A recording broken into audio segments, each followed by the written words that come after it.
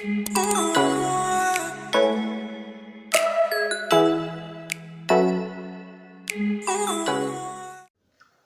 welcome back to another video, and if y'all new here, as always, please like, share, and subscribe, and please hit the notification button and turn on the ringer, turn on the bell, and as always, let's get to it.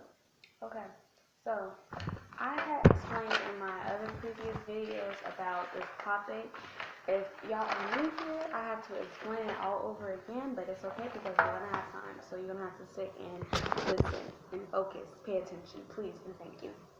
Okay, so I talked about how the elites control us, the leaders, the president, the government, all these different people in this organization control us, our everyday living, our thinking, our environment, the clothes we wear, our trends, our just every single thing that we do. And I said how it all leads back into ancient civilizations, how they used to dress, how they used to do agriculture, how they used to do technology, how they used to do schooling, how they used to do pharmacy, how they used to do business, all that in the third. And I have a whole bunch of other videos to prove all the things that I said, and I'm going to keep proving it because it's an everyday thing that we do. Okay, so now I am going to, I can't believe my face is very dry, but anyways, I'm going to now show y'all this part. I want y'all to, if y'all can screenshot it, y'all can go ahead and screenshot it because y'all can study it yourselves. And this is the topic that we are on as far as this week and as far as next week, because it is a lot of evidence that I have to prove to you guys. So I am going to be proving to you all this week and all next week. So yes, uploads will be coming. Okay, so the first thing is I want to say is that the music controlling, I had talked about it because that was the fourth system that they use to control us, is the identity, the control of identity. So if you guys remember, I said in the last or the previous videos, I said the soft girl, rock girl, gay, lesbian, bisexual, queer, asexual, all of these different things that you call yourself, even a nigga, a bitch, or whatever you want to call yourself. This is all the pronouns of the enemy. This is all the pronouns of the person that doesn't like you, the person that's trying to control you, trying to manipulate you, trying to get your money, trying to get your energy, your value, and your attention. Okay, so this is all of that in the third, okay? So I said the soft girls, all the things that they call you is just saying that you are a clone of the system. Okay, so if you want to go and live your life as a, a hard girl, a soft girl, one of those aesthetically pleasing girls, then go ahead and live your life as an aesthetically pleasing girl. But if you don't, you need to stay to actually listen to what I'm saying.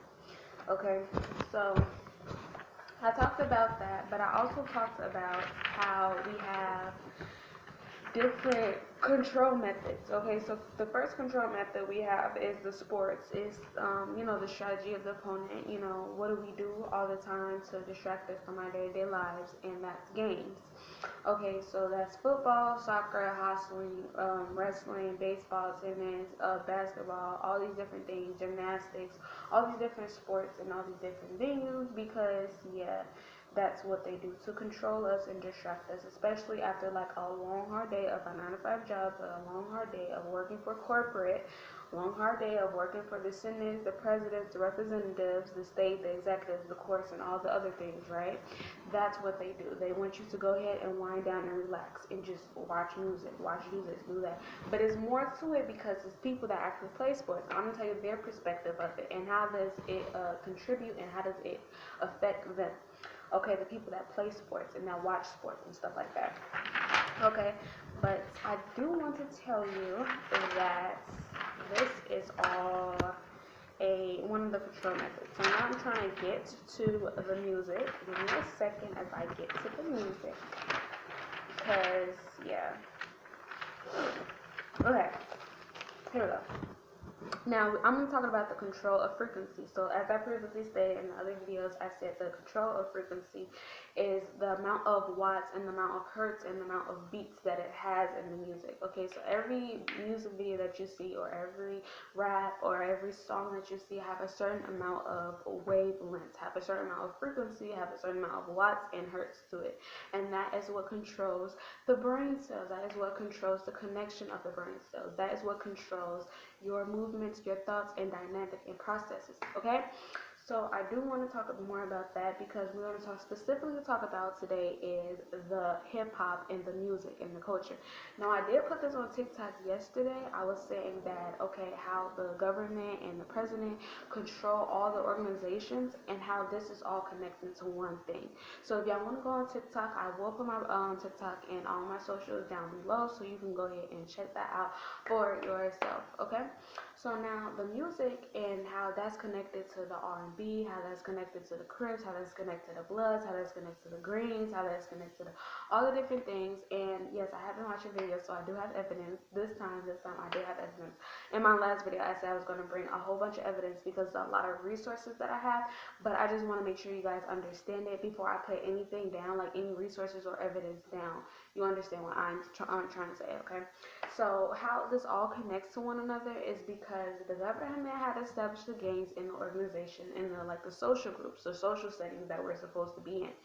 Now he established all of this so we can start living like this. So we can start living like the Bloods, the Crips, the gangs, the cryptos, whatever they want to call themselves. The big gangs, the big, small gangs, whatever. So that's what they wanted to live like, okay? So yeah. That's what they want to live like. So there are like leaders for us. So we can start dressing like that. We can start talking like that, especially when you live in the hood. When you live in the hood, they have a certain amount of resources for you to get, a certain amount of food for you to get, a certain amount of laundromats. That's why they keep laundromats in a foreign, distant places in the Hispanic community or the Latino community because they know that the Latinos, they like to clean up after themselves. So go ahead, put down all the, the big healthy food section, the pharmacies down in the Latinos community or the Hispanics or the Spanish or the Mexican community, but do not put that in the black community because the black community, all they need is liquor, they need drugs, they need pharmacies, that's all they need. We don't even see a lot of, when you go into certain places like Los Angeles, like the hood of Los Angeles, the hood of Chicago, the hood of New York, you don't even see like a whole bunch of hospitals and a whole bunch of, hotels and a whole bunch of different things. No, you see abandoned houses, you see abandoned trucks, abandoned cars, abandoned vacant lots, abandoned slots, and like just abandoned things, and you don't see too much of anything in the neighborhood. That's designed like that. That is designed. That's where the government comes to play. That's where the president comes to play. That's where these people come to play at. Okay, they come to play at. They know how to make a hood. Okay, what's a hood? I already discovered in the last video or the previous video what a hood was, right? A hood is what's covering up the evidence, covering up the secret, covering up something. That's why you say put your hoodie on because it's cold outside, so you can cover up your head, cover up your body, right? So that's what the hood, that's why we call it the hood, because it's covering up something and it needs to be investigated. It needs to be under investigation. Okay, so now so that's covered, right? Okay, so now we're talking about like how the wavelengths affect the core memory because we explained that, but we didn't explain like in details of how it affects our mind and our details of what we say and how we do it. Okay, so I'm gonna give you an example. So yesterday, I don't know why, but these TikTok songs, they are really popular. They're really trending. It's a lot of TikTok songs. I don't know if it's by YNB, but I don't know if it was from what rapper it was from because some of them sound exactly the same.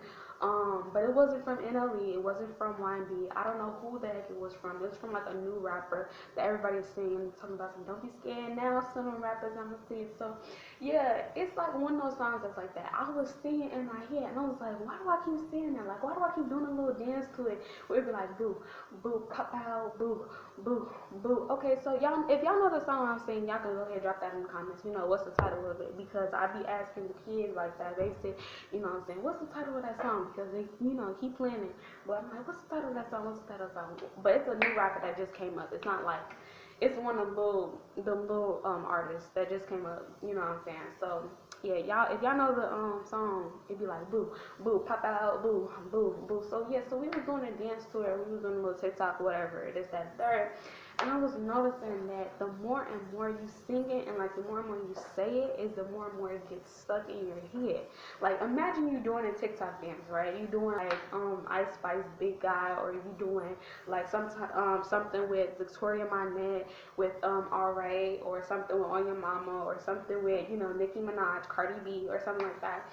and then you automatically start doing the dances. You automatically start knowing the lyrics. You know why? Because that is what's called a pattern, a synchronized pattern, okay? So now this is associated with the brain and how the brain remembers things. Usually we remember things from like reading, looking at things, or verbal. So some of us are verbal, we can remember it because somebody said it. Some of us are visual because we are visual interpreters, or we are visual people. So once we see it, we understand it, we got it, we got the catch or whatever, the logic or whatever behind it. Some of us are, it's just different ways that we learn. So whatever ways that you learn in, that's how the media is controlled. Yeah, this is also about the media too. So if you want to take, some gems, want to take some notes, it's also about the media.